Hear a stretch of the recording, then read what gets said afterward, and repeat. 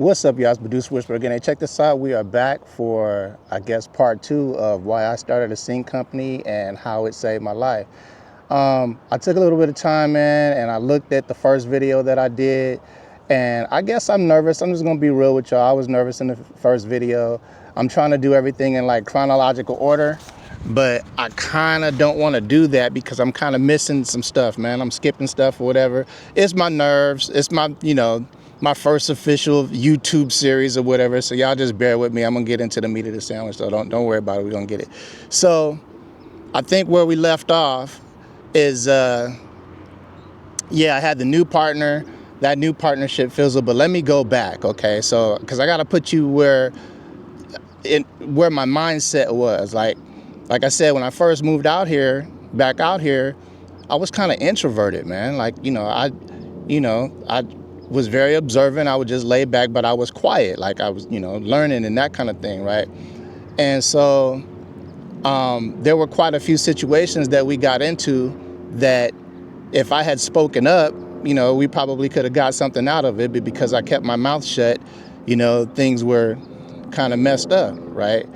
And that's my bad. I wasn't as aggressive or confident. I guess that's the main thing. I wasn't confident. I had a issue with my self-confidence. I knew that I was a dope producer, but I just couldn't move around correctly. Like, it was, issues with the way I was raised. I couldn't look people in the eye. My handshake was tripping and all kinds of stuff. I had issues, right? So, but here I am. Now I'm back out here in LA. We move in with the friend, the first friend, Jeff, I think his name, I said his name was. Jeff was doing all that stuff and tripping out, so we had to get away from him. And it's a trip, so the friend that let us stay with her, she like didn't know us. The only reason that she let us stay with her is because when we first got out here, there is a homie named Poker Face. Shout out to Poker Face. Poker Face had got a real record deal with this label called Artist Direct. Artist Direct was an offshoot of Interscope. And so they put some money behind him and brought him out here to LA, right? And he had a studio session. The studio session was right there in Toluca Lake, North Hollywood, Toluca Lake area. And we invited her to go, because it was right by her house. She lived like a block from the studio. So we were like, yeah, if you want to come down there, come down there. So she came down there, and it was cool because like that was the first time I was actually in a big like music industry level A room, right? We're in there doing our thing. We got the MPC hooked up. We banging on the big speakers or whatever. We had been in studios before, so it was kind of like a natural element for me, and it was fun. And so time went by, and so when we basically were telling her like, all right, nice meeting you, we're on our way back to back to Phoenix, she had seen how dope we were in that session, and I guess that was part of what compelled her to say like, like if you guys could help me with the rent or whatever, I'll give you guys a floor or couch or whatever and give us a chance or whatever. And so that was the dopest thing in the world to me, right? Like I told you, like I wept like a baby because somebody stepped out for us like that. So from that point, I'm on one. I'm aggressive. I'm like, man, let's get out here and get it. But like I said, the little man had a different agenda. So it didn't, we went to our few little things together, but like after a while, he started hanging out with who he was hanging out with. I was doing LA basically on my own. Like I would ask him, hey man, let's go out to this club or let's do this and that. And he wouldn't want to go. He wanted to go hang out with the hoodlums and go do his thing. And so I was basically on my own. Even when we met the dude that introduced us to sync licensing, it was the same way. Little dude was still around. Me and the other dude was doing the sync licensing thing separate from him because he didn't want no parts of it. And it was just a weird thing because like even though I came out here with him, I was kind of on my own.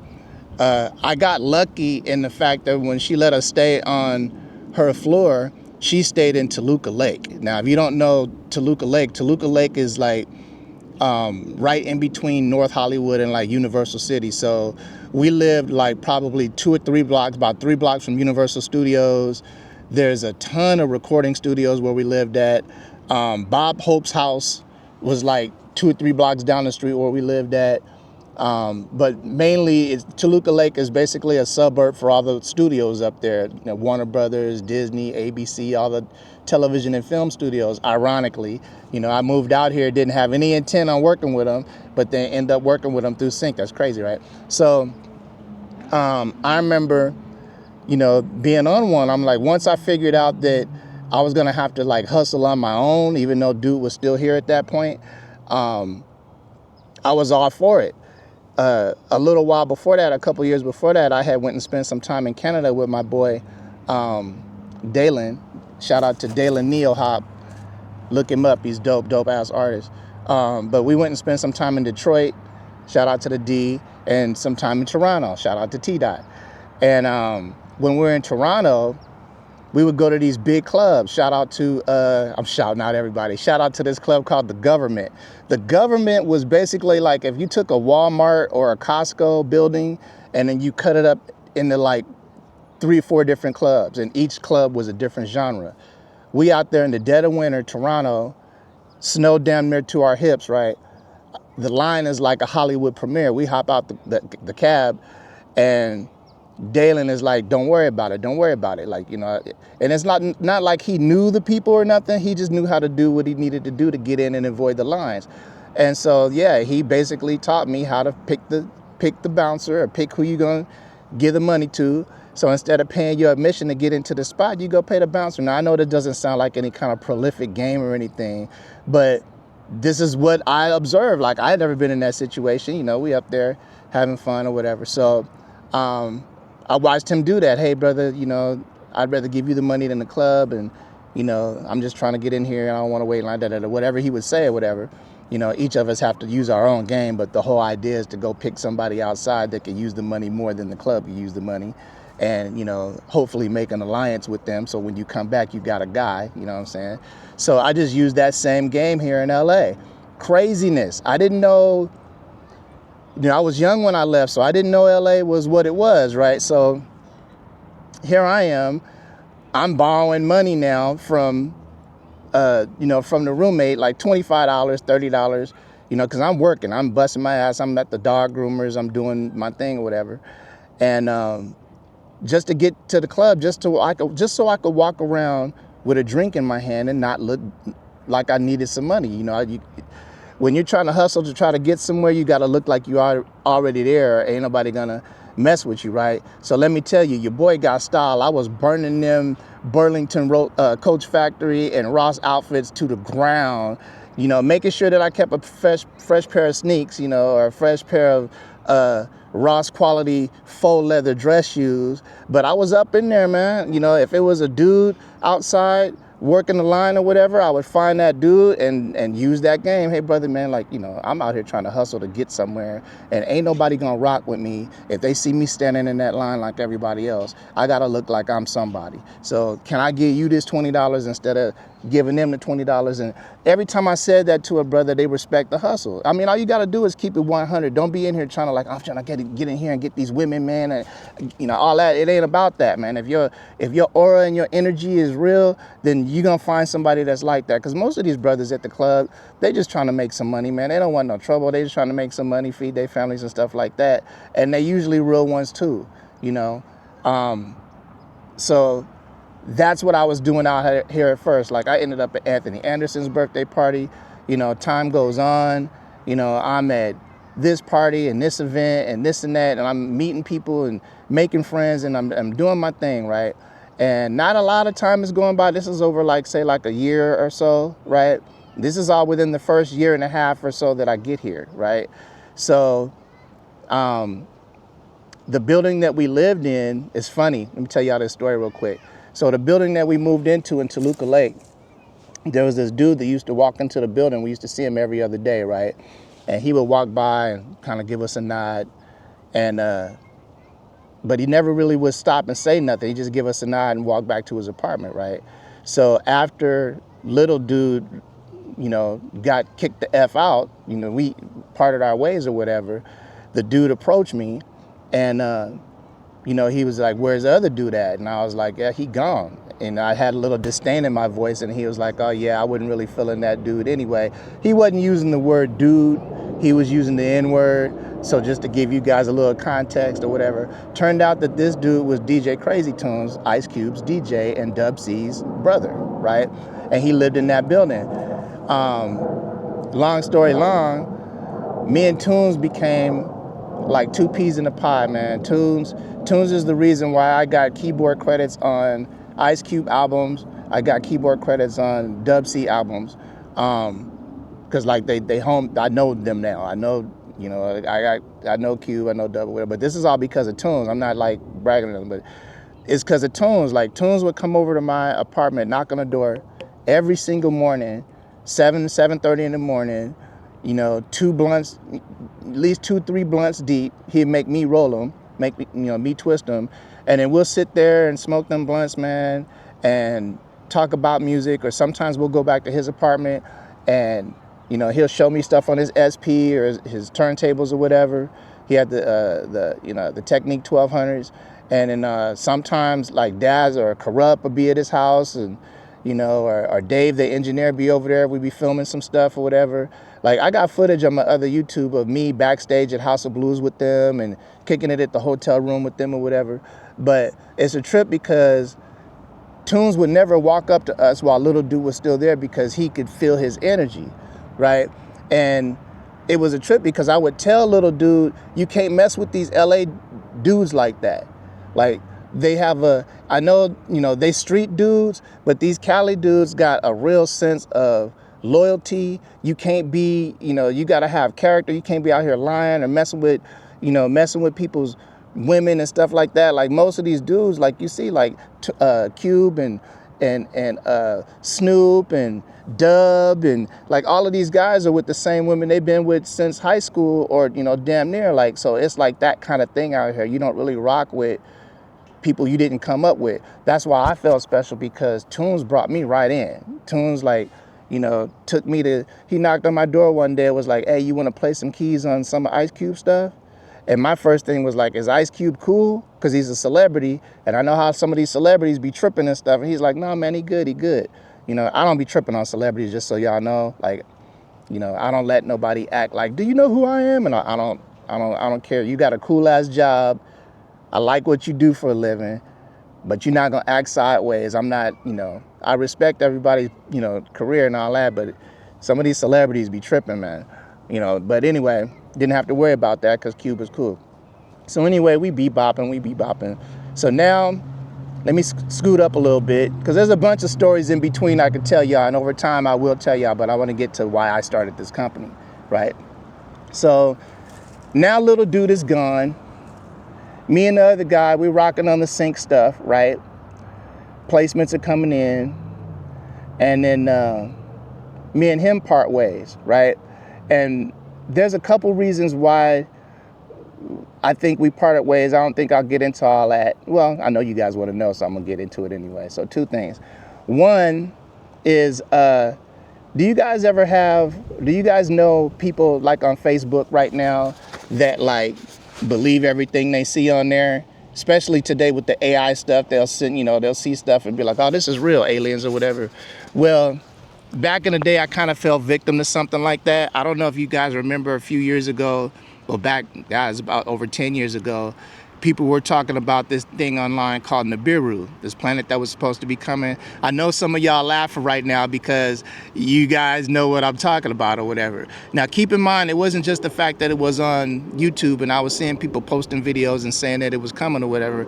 I actually have a homie that was in the military at the time, and he had a friend hit me up and basically say some stuff. I don't know what I can say on here, but basically say some stuff to the effect of he had been overseas, he saw some underground base stuff, right? So basically in a nutshell, that the Nibiru stuff was real, right? So I was like, okay, well, I'm, you know, not panicking, but like I'm on looking at all the videos. And back then, YouTube wasn't a bunch of thumbnails and no Mr. Beast and stuff. YouTube was like, every video on YouTube was basically a regular person like you and me just uploading stuff. It wasn't like nobody's famous channel or nothing like that. So you were seeing a bunch of videos. And to be honest with you, at the time that it happened, that I fell for this stuff, me, the roommate, all the friends, honest to God, we were all seeing UFOs and stuff at the time, like here in LA at the time. I know it sounds crazy. If you don't believe me, I got a Fingers McGee channel. I got a UFO video up there that I posted, I think, damn near 15 years ago. And it's a metallic orb. I filmed it in broad daylight. It was about 20, 25, 30 miles away from me. And as soon as I saw it, it ended up right over the top of our apartment building. I went up on the roof and I filmed it, and it's as clear as day. And it came over and it stopped right over the top of us. And I know I'm getting sidetracked or whatever, but I got to give you guys some context, right? So at the time I fell for this stuff, right, that's what was going on. Take it, we can get into them kind of videos later on, but that's what was going on, right? So when the Nibiru stuff came, I believed it. And I fell for it, and I started telling people, you know, including my production partner, hey man, I think this is happening. I don't know if I'm gonna be staying out here. We might have to work remote. I might go to Arizona or whatever. So needless to say, he disappeared. He didn't say nothing, he disappeared. That was pretty much the end of our partnership. I kind of don't blame him. We were friends, so I wish he would have said, hey, you tripping, or said something or whatever, but like, you know, we didn't grow up together or nothing, so, you know, I could imagine he was like, okay, well, I'm not going to be able to get no money with this dude. But I really don't think that totally is the reason. I think it was combined with the fact that I got sick. So let me go back a little bit. So one day, I'm sitting there, me and dude are like cranking them out. Like, I used to only sleep probably like 2 or 3 hours a night, 3-4 hours a night. And then I would make as many beats during the day as I could. So I was on a run. I was making about 10 tracks a day. We were doing EDM. And I went to go work on some stuff, and I hit the keys, and my hands had like a tingling in the fingertips, right? And if you see, most of the time I wear gloves now. I don't got them on right now. Actually, I got them on me. Let me do this right. Let me clip this on so y'all can hear me. So I get these tingling in my fingertips, right? I'm a keyboard player, so I was concerned about it. So I shut off the equipment. I take it easy, go to sleep, wake up the next day. I can't use my hands at all, right? I can't use them at all. It's almost like, you guys that live on the East Coast, I don't know if you guys have ever been in the snow or not, but if you stick your hand in the snow until it hurts, that's what my whole hands felt like. Couldn't press the keys down, couldn't hold a cup of water, was scared to death, right?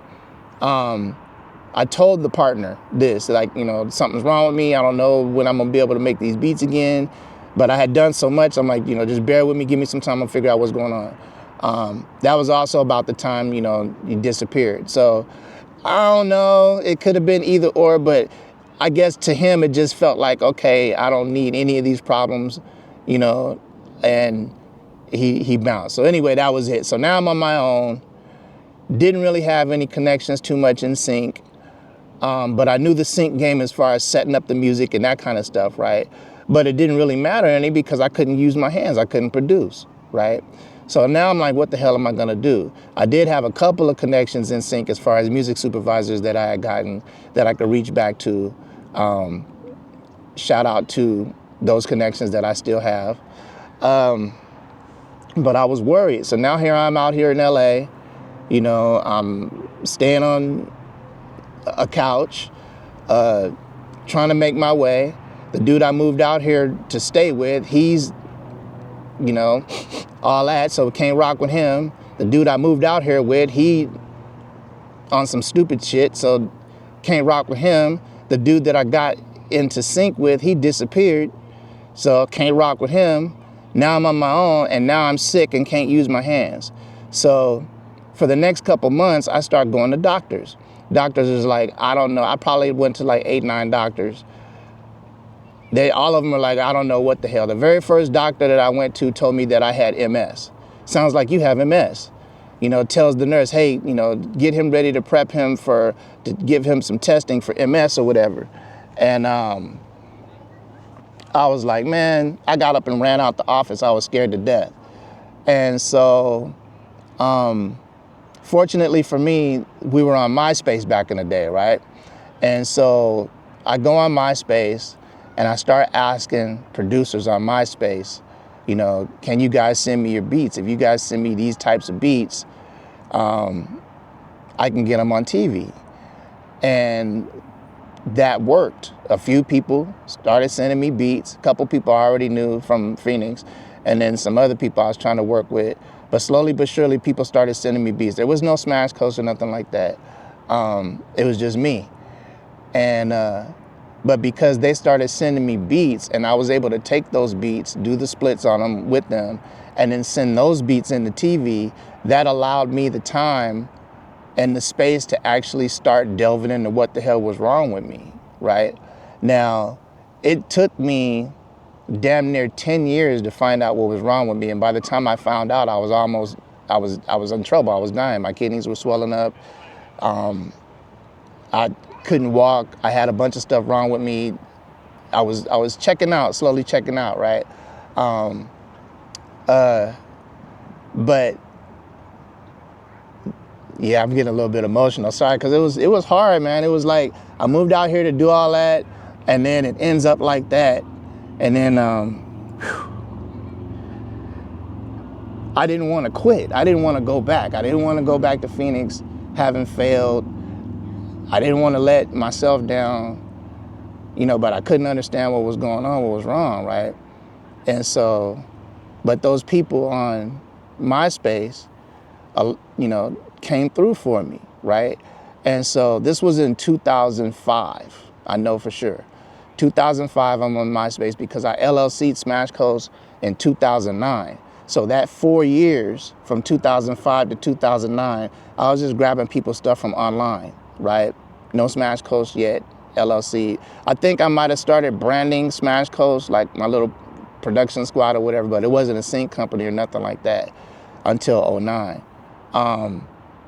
But I was so appreciative of every single person that sent me music and trusted me, that I became like an advocate for us. I've always been in the production community. When I was in Phoenix, I always hung around like, damn, I'm still choked up, sorry. I always hung around like dope producers, Southwest Division, Realism, rap groups, producers. We even came up, when I was singing, I was doing talent shows with CeCe Peniston back in the day. My son's mom went to high school with her and all that. So I've always been around it. I've always been around good people and all that kind of stuff or whatever, and influenced by it. So it was just important to me to not fail, right? So here I am in this situation. So 2000, it was working out so well as far as getting everybody else's music. In 2009, I just decided to rock with it, and I went LLC, got me an LLC, an actual business bank account, and started really diving into it. Like, okay, I'm gonna do the sync thing. Now, keep in mind, I had all but given up making music for sync. It's so intensive to make all of those beats for TV, especially when you're trying to like fill up libraries and stuff. And I just couldn't do it. I went from, 100% productivity down to probably like 3% productivity. I couldn't sit at a keyboard. Over time, my sensitivity and stuff started coming back, slowly but surely, but it never has. Even up to date now, I still, if I produce music, I can't sit there more than like half an hour, and I gotta wear compression gloves. So what happened is I have an autoimmune disorder. My hands going first was basically my immune system attacking my nerves between my C4 and C5 vertebrae back here. And I have physical nerve damage that can be seen where my immune system was trying to eat my nerves. And so it gave me this thing called peripheral neuropathy.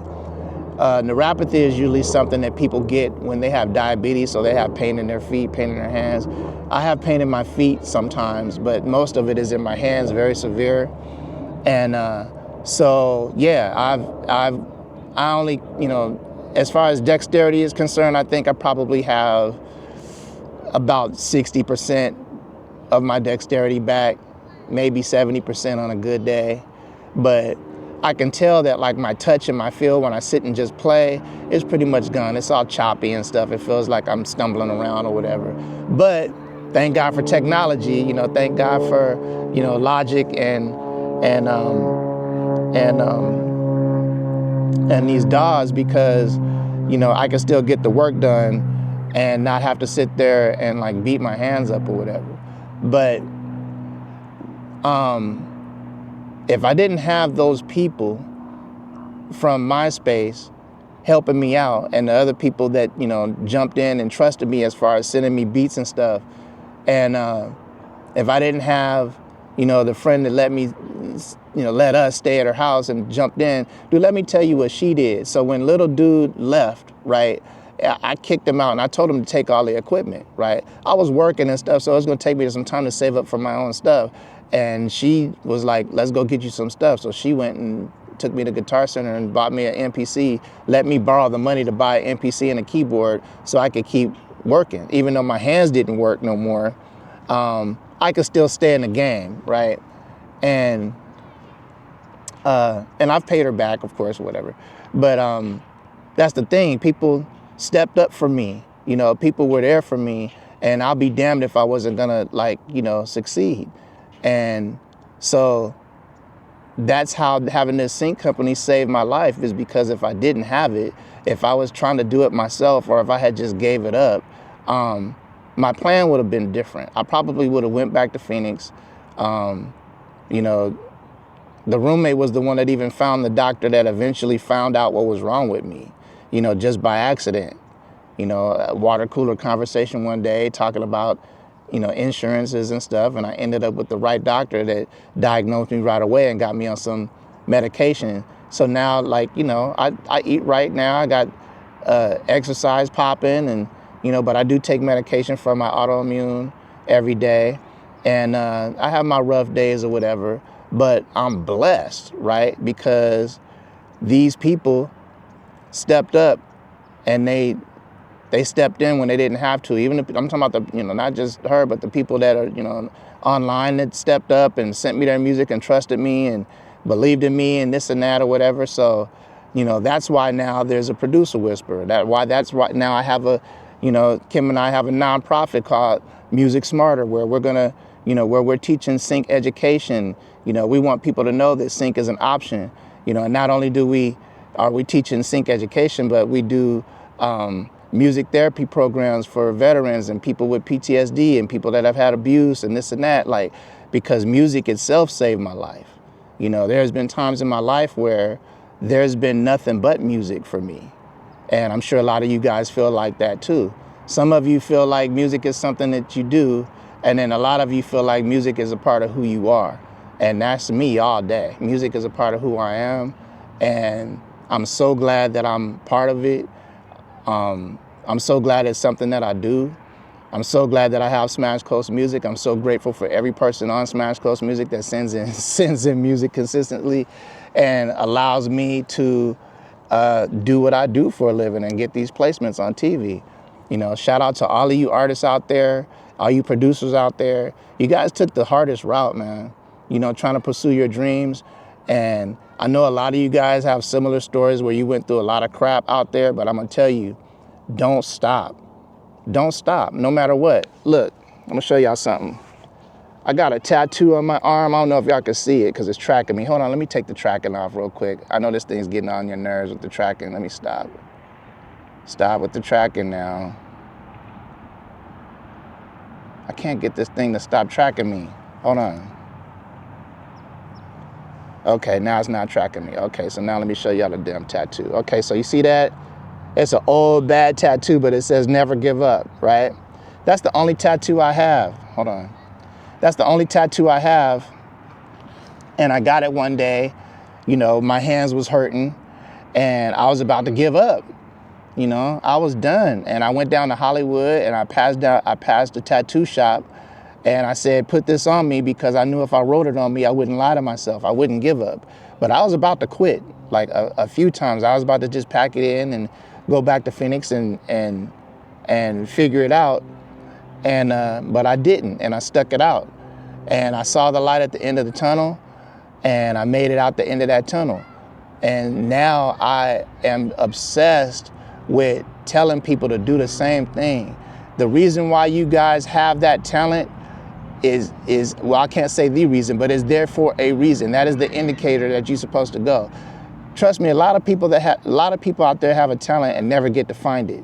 They never get to realize what they can even do. So the fact that you guys even realize that you can make music or act or edit or whatever it is that you do, that's the indicator that you're supposed to hit the gas and do that. Now, because you are doing that, because you're deciding to pursue your dreams or your goals or whatever, you're gonna face the most adversity. You're opening yourself up for every possible bad thing and situation, negative thing, haters, all that. You're opening yourself up for it. So just be prepared for that.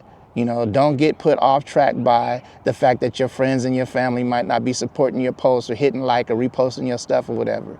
You know, when you go platinum, it's not because a million of your friends bought your stuff. It's gonna be a million strangers. So just stay the course, man. Do what I'm doing. I'm brand new on here on YouTube, you know, with these videos.